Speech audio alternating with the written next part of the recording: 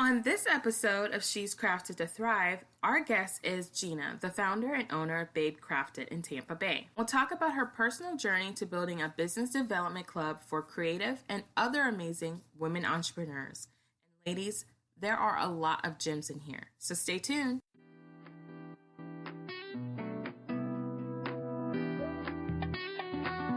Welcome to She's Crafted to Thrive, a show for women in photography and other creative businesses. You will hear conversations about the real everyday struggles of juggling life and business while trying to maintain passion and balance. As women, we have the skill of getting things done, but sometimes we get in our own way. It's here where you'll see that you're not alone. You'll discover that success does not mean perfection. Fear, negative thoughts, and challenges are all part of the journey. On the podcast, you'll find the inspiration and tools you need to have a life and business that thrives. Oh, I'm so excited to have Gina on the show, you guys. I have been following her on Instagram for a hot minute. You might say I've been stalking her in the beginning. And it's been really great to get to know what she's doing with her business. And I'm not going to spoil it. I'm going to let her, tell us a little bit about what she's doing here in the Tampa Bay area and how she got started. So Gina, welcome to the show. Hey, Nikita, and hey, listeners. Thank you so much for having me. I'm really excited to be here. I've listened to some of your other podcast episodes, and they have such a great energy. So I'm really happy to be a part of the She's Crafted to Thrive crew. Awesome. I'm so happy to have you too. I mean, your business is called Babe Crafted. I mean, hello. It's pretty perfect. Yeah, it's awesome. So how did you get started? Yeah, so the short answer is that 2 years ago, I realized that if I wanted to pursue my dream of living abroad, I would have to work for myself and be kind of a creative nomad. And, then I could go wherever the Wi-Fi was. Okay. But the long answer is that, in college, I started a zine and I was interviewing musicians and I fell in love with events and storytelling. And I aspired to one day open an art gallery and event space. So fast forward to today, I turned 30 this year. I've been interviewing people since 2007. And Babe Crafted is not an art gallery. However, we still do lots of storytelling and events are at our core. Okay, cool. Oh my gosh, that sounds so awesome. I didn't know that. I mean, obviously I didn't know that. I have a similar kind of story similar to that too, back in Atlanta. That's kind of where I just love events and I love creative people. What were you doing before when you decided that you wanted to be, a virtual nomad? Like what were you doing in your previous life? I guess I could say. Yeah, of course. So my first, I'd say like full-time position that I had outside of college was I was the marketing director for Creative Loafing for 2 years. And then I was the communications director for a restaurant group here in Tampa Bay. So my career was full of events and social media and PR and promotions, like I ran a street team and a venue. So it was a little bit of everything. So I've been able to use all of those different things I've learned along the way with Babe Crafted. Wow, that's awesome. That sounds so much fun. That sounds like a lot of fun.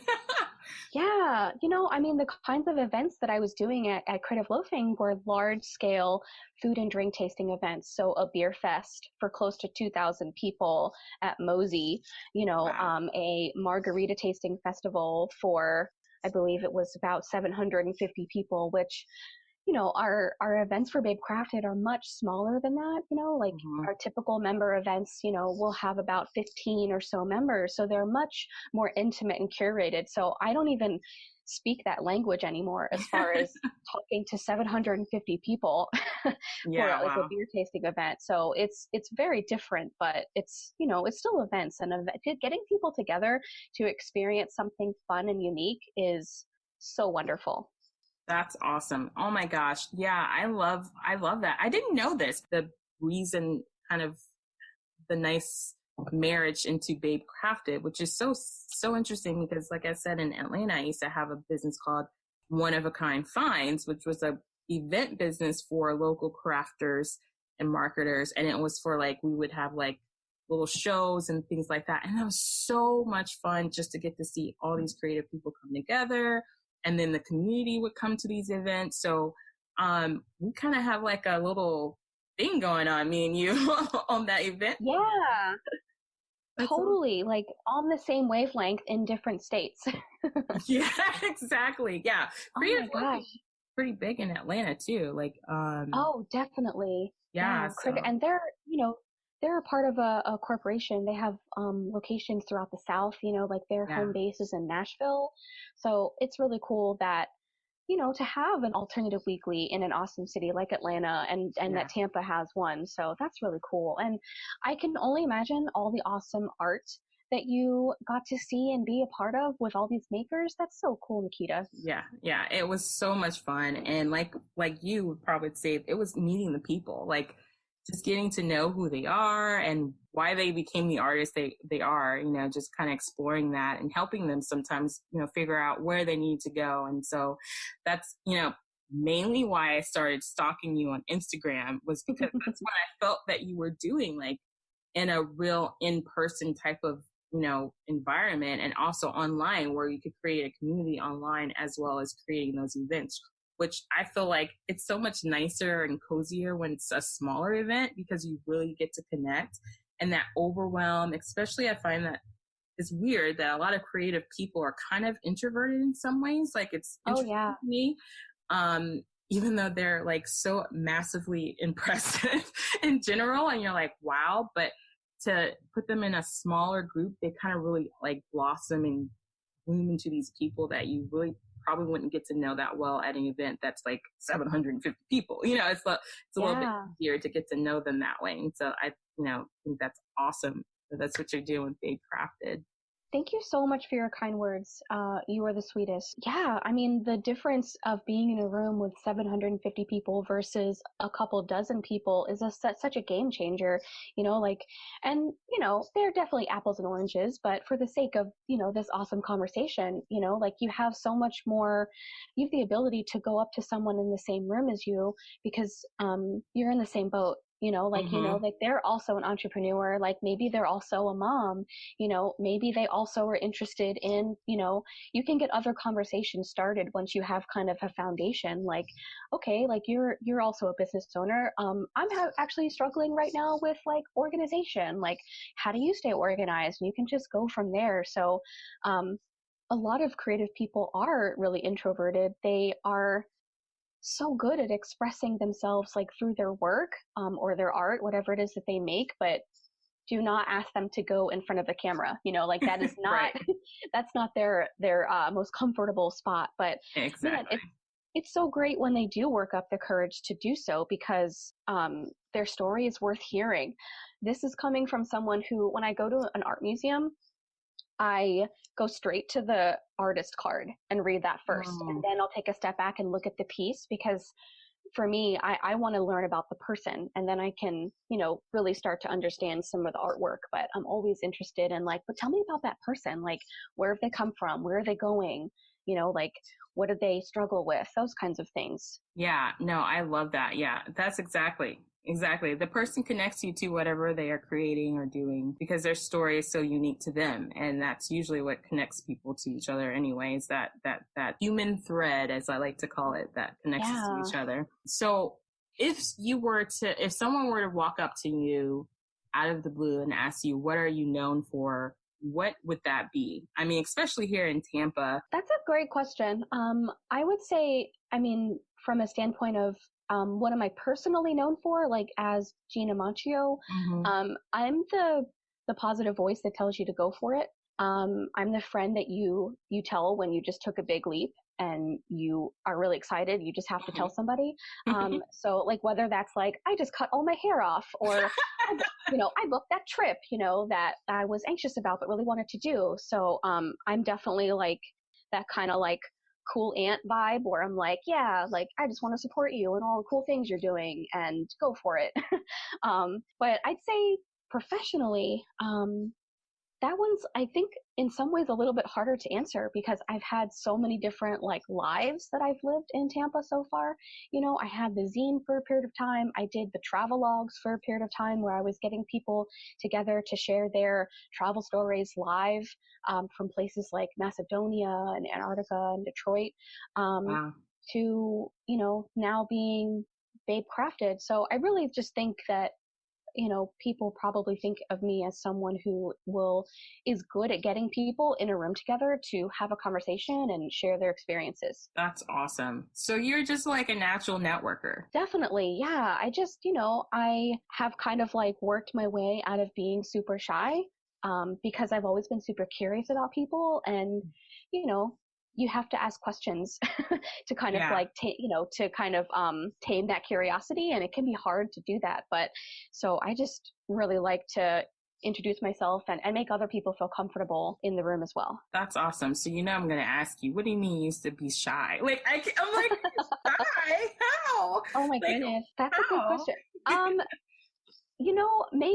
Maybe shy isn't the right word for it now that I think about it, because I've always been like the kind of person to like run for student council and like, try out for all these crazy teams in school. And, but I have to really like give myself a very strong pep talk before I do these things.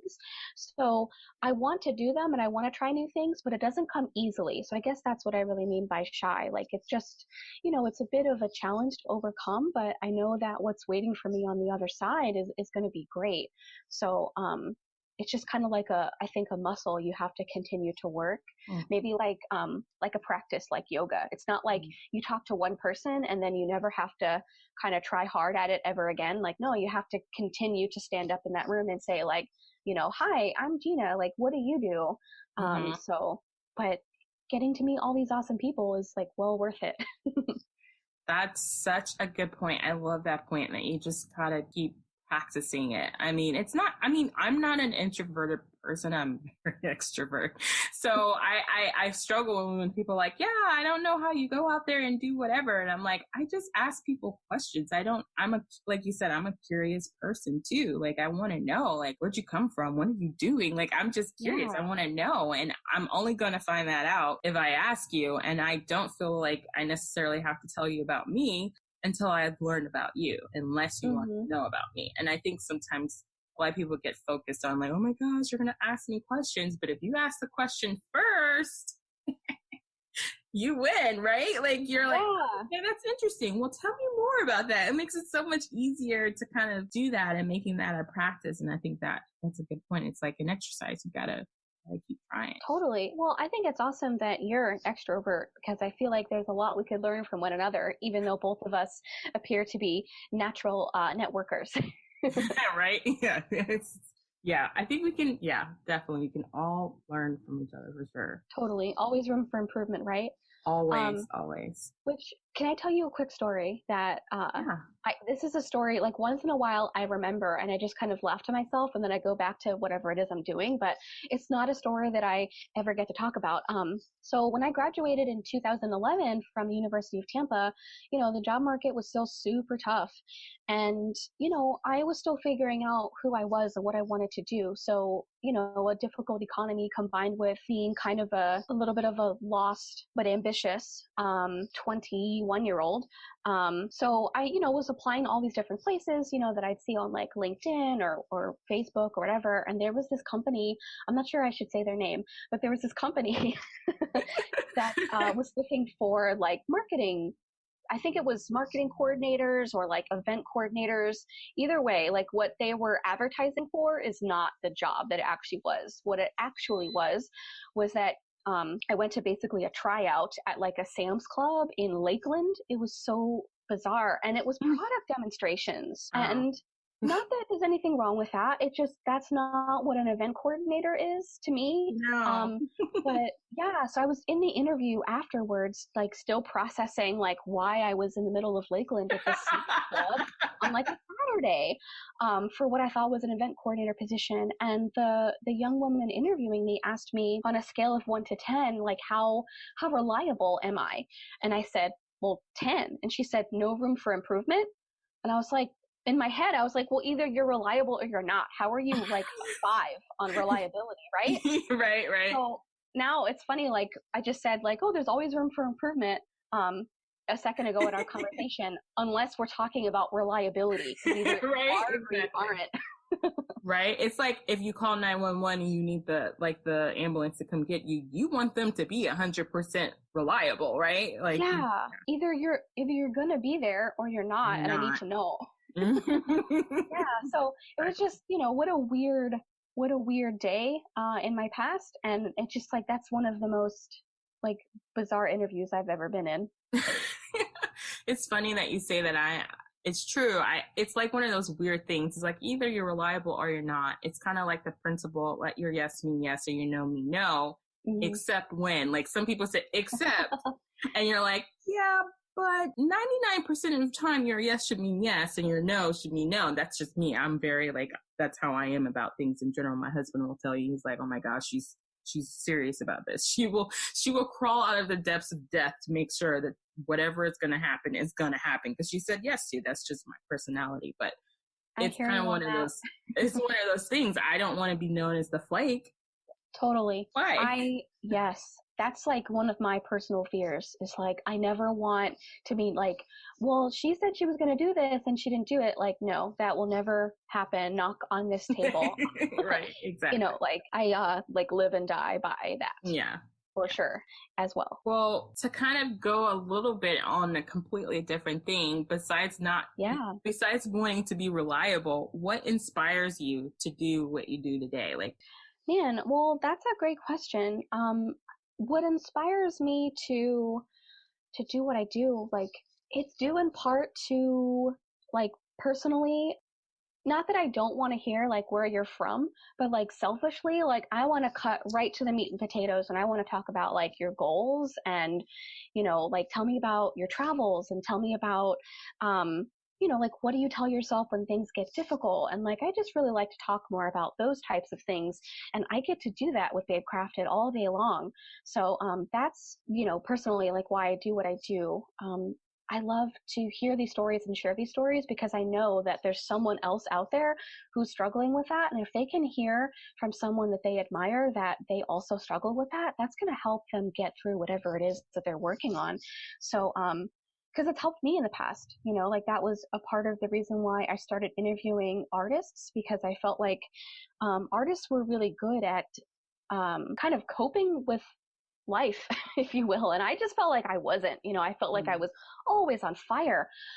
So, over time of like hearing more people talk to me about how they're able to get through life on the challenging days has been really helpful. So I love being able to get through life easier personally, and then also helping others do the same. And, some people are really, really want to tell their story, but just don't quite know how to go about it. So I also like being that person to help them bring their story to light because everyone's journey has been different. So it's really exciting to hear about the differences and also what's the same. Yeah. Do you find it difficult though, getting people to get to the meat and potatoes? Oh, that's a good question. No. Hey. No, I mean, not that I'm the kind of person that's like, so tell me about your marriage. Like, not like that, like I'm not going to just like bust in and be like, tell me about your relationship with your mom, not that personal. Although, if a relationship develops, I'm happy to talk about those things as well. But, I have found that, asking people kindly, they're willing to share. I'm not asking, like, for example, I have a lot of tattoos and I can tell when someone's asking me about a tattoo because they genuinely want to know the answer. And when they just want to kind of poke at me and talk about my tattoos and like tell me like, oh, well, what's going to happen one day when you grow old and your skin changes, So I can ask these questions coming from a place of being genuine. So I think people are really willing to share when they feel like they're being listened to. Isn't it amazing? I'm actually working on a class that talks about this, about this whole word of authenticity, like it's being thrown around like this hot buzzword right now. I feel like everybody's like, oh, you need to be authentic. And I'm like, do you really know what that means?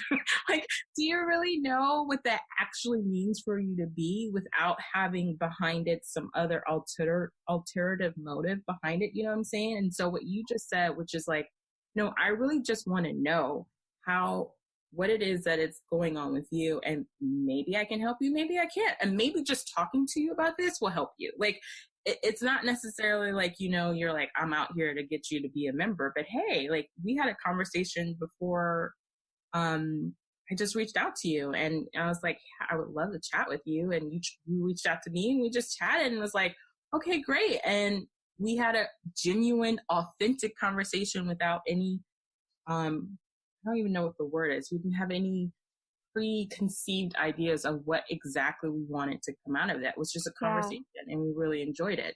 And I think that's missing in the world of this whole fab, be authentic. You know, what does that really mean? Totally. Like, I mean, being authentic is more than just a hashtag, you know, it's more than just a buzzword.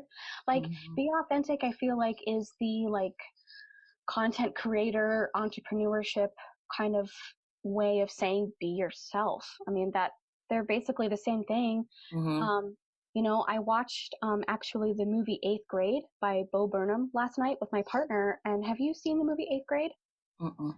So the premise of the movie is about this young girl who is an 8th grader, and she makes these the premise isn't that she makes YouTube videos, but just to kind of give you some background.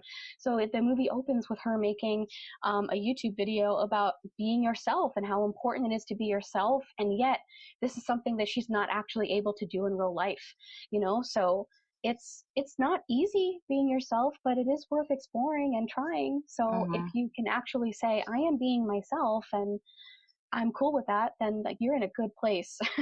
Yeah, exactly. So that moves me like so great into the next question I have for you. Oh, perfect. What are some fears that you've had to overcome? Because being who we are, choosing who we are, and especially I think as entrepreneurs, and especially for businesses like yours and mine, where we're really focused on helping other people be the best versions of themselves and to really connect to themselves. At times, I know for me personally, you can find yourself being like, am I doing that for myself? Like, am I really being me? Am I really being who I am? Am I really sharing my story? And it can be a little scary to kind of like dig deep and open that up and share that with other people. So would you say you've had to overcome some fears? Definitely. Something that has been a fear of mine, like throughout my career, is that I never feel like what I'm doing is enough. You know, and I'll kind of work myself into a frenzy about like what I'm not being enough about or what have you. And then I end up, you know, I have the conversation with like a friend or my partner, and I realize like, well, no one has told you that you're not doing a good job. Like, no one has come to you and said like, this isn't enough and you need to do better. Like, people are saying the opposite. So that fear is coming from yourself. And, you know, I have had to get better at catching myself when that's the case, and kind of pulling myself out of it, because there has to be enough, you know, like you're a human being and your time and resources are valuable, and the things that, you know, I'm choosing to spend my time on are worthwhile and awesome. So that's proof that it's enough, you know? So like just kind of continuing to keep that reined in is kind of an ongoing thing that I practice, if you will. Yeah, I think in general, the world likes to make everyone feel that they're not enough in some way, shape, or form. Yeah.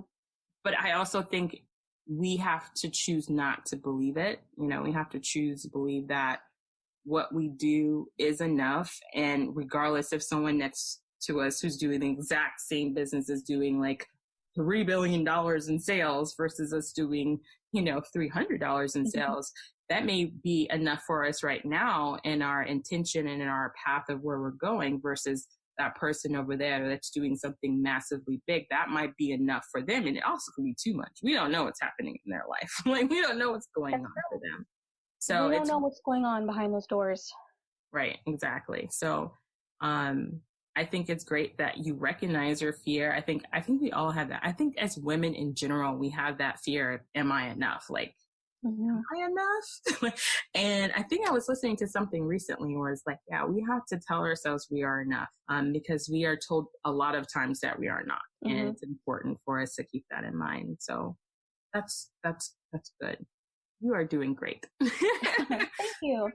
And it's so nice to hear, hear those words from someone on the outside. And I really appreciate when I can be that voice for other people as well, because, there are definitely days where you can motivate yourself and kind of maybe pull yourself out of a challenging day. But sometimes it's just, you need someone else to kind of come in and help you out with that. Right. Yeah. That's a good point too. Like, I feel like in your business, probably, even though you're helping your members come to like open up about their stories and find resources, you're kind of like their life coach, sort of, to be like, hey, you can do what you can do, and here's how you can do it. I think we all need those partners in life that like just really just raise us up, recognize the challenges where there are challenges, and make improvements where we can, and continue to grow. And I think the idea of collaboration is so important in the entrepreneur space now, and especially as women, because we've always kind of had that back, like, nasty attitude. I don't know what the negative attitude about, helping each other out. It's either you or me. It doesn't need to be that way. It could be us, and we both succeed. We can do that if we do it together. Totally. Yeah. It's, sometimes I do fall into that kind of competitive trap, if you will. I totally, when it comes down to it, I want to be kind and supportive towards other women, like whether they're members or not, something I run into sometimes is that, people who maybe, are looking to utilize our audience or resources for their business. And, I just like to be seen in return. Sometimes I feel like, I'm totally happy to help you and be a part of what you're doing, but I'm a human being, and I'm a business owner too. And I also want to feel like you actually care about what I'm doing. So I think that there can always be more community on both sides, for no matter what's going on. So it's something that I continue to work on to be a better community partner. And that I also appreciate when people in return are supportive and kind and all that fun stuff. Yeah, no, yeah. It really helps. To me, it builds, just a stronger community when everyone works together. Totally. And, it just works better that way. So with running a business like this, I can't imagine. I can't imagine when I see your content and all of like the videos and your blog posts and your newsletters. Like, girl, first of all, whoop to you, because that is a lot of content. Like, it's like no joke. That is a lot of content to be putting out there.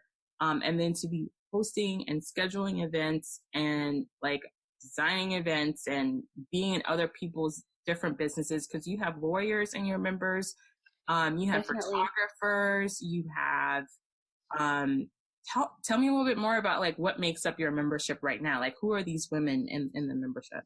Totally. So we have currently 70 members in our girl gang, and they've been in business on average of 4 years. Okay. Although, some business owners, maybe have been in business for a year or two, some have been in business for 10. So it just really kind of runs the gamut. Industries, like you were saying, from legal to accounting to floral design and photography. I know that the group is stronger when there are more voices in the mix. So even though, like, for example, maybe you're a photographer and say like, Jacqueline Jenkins is a financial advisor. Even though you're from different industries, you're working through the same challenges. So you can really learn from each other. in the same way that you could learn from fellow photographers. So it's a really cool, wonderful community of women that are just ready to support one another. Whether it be a day that they just accomplished something awesome and they want to talk about it, or it's been a rough day and they just need some feedback or what have you. Our members are also mostly based in Tampa and St. Pete. We do only have one location at this time, and our membership is, I'd say it's about 60-40, as like 60% in-person opportunities and about 40% digital. But I am looking to expand to have a digital membership in 2020. Sweet. That would be cool. That sounds awesome. Thank you so much. So with all of those women and all those different type of businesses and being in 2 different cities on 2 different sides of the bay, how do you balance your life and your business? Like how do you find balance? I know balance is different for everyone. What that word balance is like a faux pas in a lot of places. And if you listen to my previous podcast with Courtney, she talks about balance is like, it's not really a thing. It's so different for everybody. But how do you find that seesaw life? Like, how do you balance that out? That's an awesome question. So it's funny that you mentioned that balance, in a lot of circles, like people will tell you that balance is not attainable.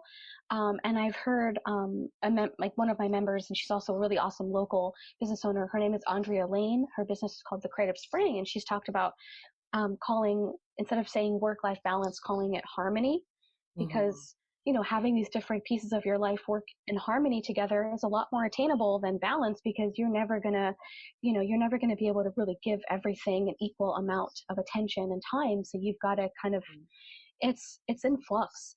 So that's a great question. And some days I feel like I've got things under control. Like today is one of those days I'm like, man, I am like rocking this. I've got, I know what I need to accomplish today and this week, and things are good. And I went to the gym and I ate yogurt for breakfast. Like, heck yes. But then there are days where, the day is completely the opposite, where I'm just like, I'm overbooked. How am I going to get all this done?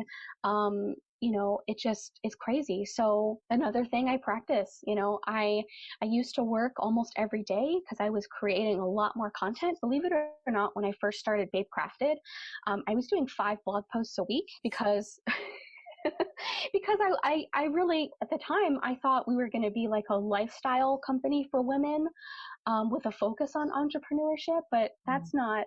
It's changed a lot since then. And, we're the same at our mission, but I'm not creating 5 blog posts a week anymore. But to do that, I had to work 6-7 days a week. And it was intense. So I've had to adjust my priorities and focus more on a quality over quantity type of, not just way of approaching my business, but also lifestyle, because you can't be everything to everyone. You can't be everywhere. So we might as well just niche this down and just really rock whatever it is you decide to focus on, so, it's a work in progress, but for the most part, I only now, for going from working 6 to 7 days a week, now usually I have weekends off with my partner because he has a 9 to 5 type of work schedule. I have time to take my dog to the dog park and, have coffee on the weekends with my in-laws and like do things that really matter. And then I can go back to work on Monday and kick butt for real. So, and I know that there are some business owners who are still kind of struggling to get to that kind of point where they're working 5 days a week and not 6 or 7. So I just wanted to say, like, there's definitely a light at the end of the tunnel for you, and you matter, and having time for yourself is important. So I hope that you can get closer to a place where you've got more harmony, if you will. Yeah, no, I love that. I love that approach to the thinking of harmony. I mean, it's really hard to give everything equal amount of time. It doesn't really exist. I'm like, if you really think about it, even for myself personally, I spend in my business, there's my business, then there's my personal life with my husband, my family, and then there's my spiritual life, which for me, my spiritual life gets most of my attention, because that's me the most thing. And it also helps me keep everything else in its proper place, in my opinion. So, it's so interesting to hear that word harmony to be used, because that's really how you have to, you're like buying time from different things. There's no, it's not like, oh, this is going to get 50 minutes of my time. And it just doesn't usually work out like that. And but being able to find a happy medium, a harmony where everything kind of flows together. It's really hard though, it's hard. Yes. It's really hard though. I mean, for myself recently, I just kind of did a revamp of my business to kind of incorporate my real story of like why I'm doing what I'm doing now versus what I used to be doing, and why I'm in this situation now versus where I want to be. And where reality is, and finding the harmony and the balance in that is, I think a lot of my listeners, a lot of the people that I work with, that's kind of the ever going thing to try to find, is trying to find that harmony with everything in your life, that you're not feeling like, you know, you're sailing away in one direction and nothing else is coming with you. So I like totally. how you said that. Yeah. Thanks. And it's helpful to hear from you as well. I mean, when you were saying that your spirituality ends up taking a lot of your time and energy, I mean, it's important to know what your priorities are so that you can give them the proper time. I mean, I'm sure that the case is that if you are feeling in line with your spirituality, then there are other parts of your life that flow easier. Yes. So it's just really important to keep in check what your priorities are, so you can help them flow in the right directions and try to give them that time that they need. So that's great that you've got that figured out, so you know, okay, here's where I need to start, and then I can work on the other pieces, and then we'll have some synergy. Yeah, exactly. Yeah, exactly. So best advice you've ever been given? I know this is a hard question. It's a hard question for me. Someone asked me this and I'd be like, girl, please, I don't know. There's too many advices. Like my grandparents I could write a book on as much advice that my grandparents gave me. But if you had to pick maybe one or two, you know, what would they be for you? Well, first, let me say that I think you should write that book of all the advice your grandparents have given you. I would love to read it. I'm sure they had a lot of awesome things to pass down, and that's awesome. They really did. Yeah. So I'm going to answer this question, and then I want you to share one of the things that they have passed on to you, because I have to hear at least one thing today. Okay. So I would say my mom used to say a lot, like, jump that bridge when you get to it. That was just one of the things that she said pretty often. And, you know, I heard it a lot growing up, and now as an adult, you can't work on multiple issues at the same time, you know? So, thinking of things in terms of like being able to switch between micro and macro is going to be really helpful. I mean, another way to say it is like looking at the individual trees versus the forest. I mean, you can't focus on both at the same time. So what is the most urgent? Work on that, and then work on the next thing when you can, because otherwise you'll drive yourself crazy. Multitasking is not real.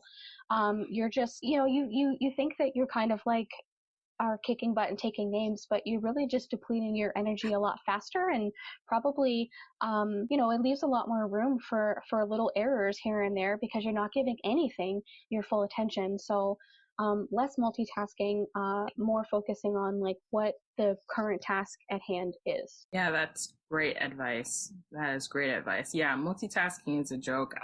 You know, we like to think we're good. I mean, especially, you know, men think women are so good at multitasking. I'm like, I don't know if we're that. I mean, we're good in the sense of like, yeah, we can do a lot more than you can probably in a period of time. But there is something to it. I mean, about just focusing on things one at a time. And the whole idea of that, like you were saying about the energy aspect, it takes a lot more energy to be jumping from here to here to here to here to here. I mean, it's exhausting by the end of the day, to work or live like that. So really, you know, a good friend of mine tells me you need to learn a time block, which is really hard for me because I can be like all over the place, and it can become frustrating for me. And I'm like, oh, I didn't finish this. But I've learned over the last year, because of just dealing with my own situation, that I really have to focus on one thing at a time. And I get a lot more done. I feel a lot better, you know, feel a lot happier and more fulfilled when that happens. But naturally by itself, I'm very much of a hopper. I hear you on that. Especially, as a business owner, there are so many things that are kind of calling your name, that want your attention. Oh, you just got an Instagram message. Oh, you have this email that needs to, you have to respond to. Oh, you got an inquiry. I mean, there's so much going on at any given time. And that's just like the day-to-day things. That's not even like the kind of looking at the forest and like, oh, I need to revamp my website, like some of the bigger items. But, especially since a lot of the work that we do is digital, on days that I'm hopping around, by the end of the day, I kind of wonder, like, well, what did I even accomplish today? I did a little bit of everything, but what really got off that list? But if I tackle one thing at a time, then I can really tell you, oh, here's exactly what I did today. Here's where my time went, So again, it's definitely it's not a perfect system. I mean, I'm not able to do this every day, but I do try. I'm working on getting myself in a place where it's like, no, this is what we're doing. What are our priorities? Don't get distracted. Distraction is the enemy of, I think, entrepreneurship, because, both because there's so much going on and you feel maybe a little overwhelmed. And then also there's that element of FOMO where you're like, oh, but this person's doing that and this is going on here, but that's well and good, but you've got this you need to work on right now. So yeah. FOMO is a real thing. Like that is really hard. It's just so hard because so many other people are doing so many amazing things. I mean, especially as an entrepreneur, especially if you're in the creative space. There's some awesome, it's just awesome people out there, right? There's awesome things that people are doing and you're like, man, I should be doing that, or I should be doing that, or I should be doing that. And it's kind of like, okay, where am I? Refocusing and what in this moment in time needs to be completed and matters the most to me instead of what matters the most to someone else. Because 2 seconds ago, you were really into that one thing and then so-and-so did something else. And you're like, oh, wait. Shiny, fluffy something, it's just an interesting thing, but it is really hard as an entrepreneur to kind of focus. But once you do, it makes things work so much better. It's so funny you said that. My husband was laughing at me yesterday because I was like, yeah, my brain finally decided to work on this one project I've been working on for 3 months now. And he's like, so what happened? I'm like, I don't know. I think it just clicked. I gave myself some time this morning to really just put everything else behind me. I worked, I spent an hour or two on some spiritual thinking and focusing, and then everything else just flowed. And usually I leave my spiritual time for the end of the day. And I was like, I really need to switch that up because my brain, it was like a vortex of awesomeness happening for the rest of the day that day. Because yesterday, awesome. Because I was just like, oh man, this works. And then I was able to focus. So your advice is to just find that one thing and kind of just work on it and find your priorities. Priorities are so important. And then enjoy the process of that. Just don't totally. Get distracted. So I really liked the story that you shared, Nikita, about that you were typically having your spirituality time at the end of the day versus at the beginning. And it's really helpful to know that you had an amazing day where you started with that. So now you can shift that around and hopefully have more awesome days like that. We're all learning as we go. And once you find something that's a better fit, I think that that's a really exciting thing. And then you can, change it up to whatever is going to work for you. Yeah. Exactly. Yeah. So to answer your earlier question about the best advice my grandparents ever gave me, my grandfather used to always say, keep living. And I used to think, what in the world would you mean by that? Lord have mercy. He would say anytime I would be really harsh on a circumstance, something that someone would say or do, he would be like, you just need to keep living. I'll be like, I'm living right now. What are you talking about? I can see it clearly because I am not in their situation and I am just grown and I know all these things. And no, I didn't. And so later in life, my grandmother used to be like, you know why he used to tell you that all the time? And I was like, why? He's like, because you have a really, in a lot of ways you look at things black and white, but then you have a lot of gray in your areas in the sense that you think you know what could have been better in that situation. But when it happens to you in your life, you'll see it completely different. So that's why he tell you keep living, because you'll see things completely different, in a completely different light. It won't be gray anymore. It won't be black or white. It will be whatever color you're living in at that moment. And I kind of understood that, but I didn't really understand that. Like when she explained it to me.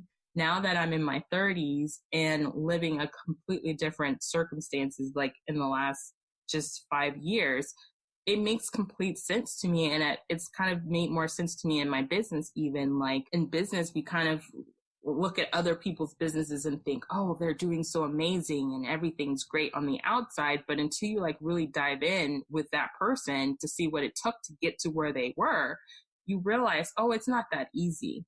You realize it's not without struggle. You realize it's not without pain and heartache and tears. You realize all those things. You realize that it's just not as easy as like, oh, someone posted this today. Like it took a lot for someone to post maybe a personal piece about their life or their story. And so now I find myself telling other people that keep living, honey. Keep living, oh my honey, gosh. you just don't know. Your life circumstances right now could change, but you don't see. Keep living. What a wonderful story. Thank you so much for sharing that. And I feel like, at first, when you first said it, I thought that it was being interpreted as like, you need to just keep on living your life. Like, don't let things kind of get you down. But then when you shared more of the story, I can see that it's like, you need to live more life. Like you need to grow more, learn more, gain some more wisdom. So, but I really like that kind of little couple of words because it can apply to almost any situation. So yes, whether, on a good day or a rough day, you can say, well, I'm going to keep on living. Exactly. That's wonderful. So if you were to like tell an entrepreneur some tools or tricks that they can use in their business today, what would you say that they definitely need to implement into their life? That's a great question. So my first instinct is to set a timer on your Instagram so that you don't become just a mindless scroller. You will save so much time if you're looking at less photos of Zac Efron on Instagram. Just saying from experience. So, you can set it in Instagram. So you can say like, okay, well, notify me when I've spent 30 minutes or an hour, especially like if you've gotten your posts up for the day, do what you need to do and then get out of there and get on to the next task, like that extra time milling around, like watching a video of an otter, like get a bath. I mean, there's a time and a place for that. And like, whatever, like get your, look at your fun otter videos when, but not all the time and not every day and not when you have a spare couple of minutes, because maybe in the moment you don't feel like that time is already assigned somewhere, but there's, that's really good, valuable productivity time. So, jokes aside, that timer has been really helpful for me to keep me in check so I know how much time has gone by. Time is a finite resource and it's very valuable. So that's one tip I'd say. And then another thing is like Andrea Lane has talked to me about, like closing my inbox when it's not time to actively respond to emails. I am kind of like notorious to be always answering emails in real time, and that's just not an efficient way to work. Not every email is urgent. Not every message is urgent. So when it's time to respond to emails, great, go for it. And then when it's not, close your inbox and then work on whatever it is you need to be working on, whether it's content creation or it's, responding to inquiries or what have you, whatever that task is. So I think just being really aware of the time you're spending on social media or in your inbox and things like that has been really helpful for me. And it's something I'm still working on, but I've definitely gotten better. That's awesome. Would you also say that working with a community is important too? Like finding a group of people, like your tribe, I call it like finding your tribe is important for you to really to grow and succeed. Yes. Nobody builds anything worthwhile alone. I mean, even the most like talented, self-motivated person, like you still need to get inspiration from other places. You still need to get feedback from other people and places. So finding that group of people that you can go to, is going to be so important along the way. Like, these are people who can be your voice of reason, can be your cheerleaders, that you can collaborate with, and maybe even, refer your clients to theirs and vice versa. So it's going to be so helpful for you mentally and emotionally as an entrepreneur, because being an entrepreneur can feel really isolating. Like if you aren't kind of mindful of it, like you'll feel alone and like you're the only person going through these challenges. But that could not be further from the truth. Everybody has been there before. Mentally and emotionally, it's helpful. And then also for your business, as far as making more sales, booking more clients, meeting more people who could be a good fit for the product or service you offer. You'll notice the difference when you meet these people who are going to support you and you support them in return. So yeah, it's monumental for sure. That's awesome. So I love that advice, and I love all of those things. Yeah, Instagram is a time sucker, and emails are too. Like, those are the two biggest, I think, time suckers in our lives when it comes to being entrepreneurs. We're just stuck there and we need to get unstuck. And community is everything. I believe that for your business, for anything really, but specifically if you're trying to grow in your business and really thrive there, you gotta not be by yourself. Plus, it's not a good place to be. Yeah, just totally. Always in your own mind, your own perspective. When you kind of reach out and go somewhere else, you get a completely different world view of things, and you're able to be more open-minded and make some changes where it needs to be. And serve, to me, it allows you to serve better. Allows you to give more, allows you to do those things when you reach out to a community. Totally. And, being a part of a community and building relationships, like, they take time and energy and patience, but you got to show up and, be kind and be supportive, and people will be that for you in return. And it's, so important. Yeah. Well, thank you so much for being on the show, Gina. I have loved it. I'm so excited because I got to know you really deeper, where your background is and where you're coming from. And we kind of on a little bit of a similar pathway there. And I think that's super cool. And I think your advice and your wisdom and what you're doing with Babe Crafted is amazing. So thank you again for being on the show. Let us know how we can find you online, and if you have any cool things happening that you want us to know about. Definitely. And thank you so much for having me, Nikita, and for giving me the chance to share and to get to know you better as well. When I know that this wasn't set up to where I was interviewing you, but I still got some amazing stories from you, and these kinds of stories just stick with me. And one day, that those words from your awesome grandfather are going to help me, and I'm sure help listeners too. So thank you so much. If ladies are interested in getting in touch, which I hope they are, I'd love to hear from you. You can find us at babecrafted.com or on Facebook and Instagram at babecrafted.